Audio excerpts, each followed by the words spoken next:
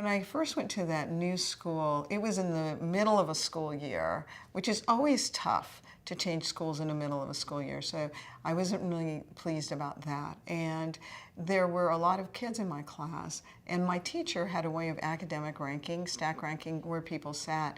So the kids who were doing better in class, she had them sit next to her, and the kids that were doing the worst were seated furthest away from her. And when I started, the principal said, I was from Bradley Elementary, sort of saying that was not a very good school. So she put me all the way in the last row, in the last seat. And I remember this boy turning around and looking at me and said, now you're the dumbest one in class. And I remember thinking how much I hated that school. I hated everything.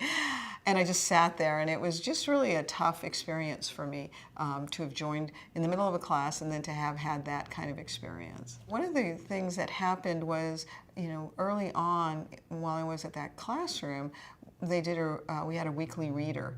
And so what that teacher did was had every student read from the weekly reader.